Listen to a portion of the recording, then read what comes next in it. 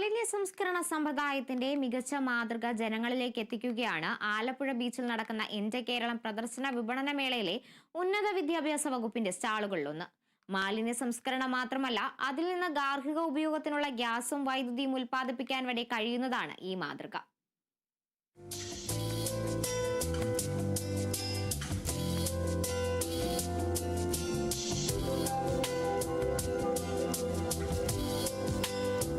രണ്ടാം പിണറായി സർക്കാരിന്റെ 4ാം വാർഷികത്തോടനുബന്ധിച്ച് ആലപ്പുഴ ബീച്ചിൽ നടക്കുന്ന എന്റെ കേരളം പ്രദർശന വിപണന മേളയിലാണ് വീട്ടിലുണ്ടാകുന്ന എല്ലാത്തരം മാലിന്യങ്ങളെയും സംസ്കരിച്ച് ഗ്യാസും വൈദ്യുതിയും ഉൽപ്പാദിപ്പിക്കാനുള്ള പ്ലാന്റിന്റെ വർക്കിംഗ് മോഡൽ ഉന്നത വിദ്യാഭ്യാസ വകുപ്പിന്റെ സ്റ്റാളിൽ പ്രദർശിപ്പിച്ചത്.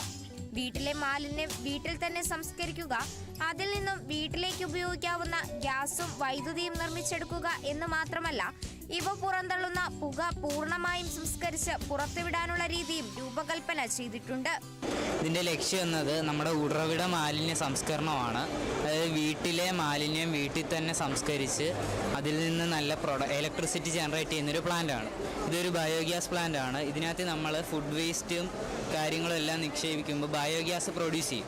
ആ ബയോഗ്യാസ് ഉപയോഗിച്ചിട്ട് വീട്ടിലെ കരിയില, പേപ്പർ തുടങ്ങിയവ ഈ ഫർണസിനകത്ത് കത്തിക്കും. ആ കത്തിക്കുന്നതിലൂടെ ഹീറ്റ് ജനറേറ്റ് ആവും. ആ ഹീറ്റിനെ പെൽറ്റിയർ മൊഡ്യൂൾ എന്ന് പറയുന്ന ഒരു ഡിവൈസ് ഉപയോഗിച്ച് ഇലക്ട്രിസിറ്റി ആയിട്ട് കൺവേർട്ട് ചെയ്തിട്ട് വീടുകളിലേക്ക് TV, ഫോൺ ചാർജ് ചെയ്യുക അങ്ങനെയൊക്കെ ഉപയോഗിക്കാവുന്നതാണ്. പിന്നെ ഇതിൻ്റെ പുകയെ നമ്മൾ ഹെപ്പ ഫിൽറ്റർ വഴി ഫിൽറ്റർ ചെയ്യും. അത് 98.99% കാർബൺ ഡയോക്സൈഡിനെ കാർബൺ മോണോക്സൈഡിനെ ഫിൽറ്റർ ചെയ്ത് കളയുന്നതാണ്.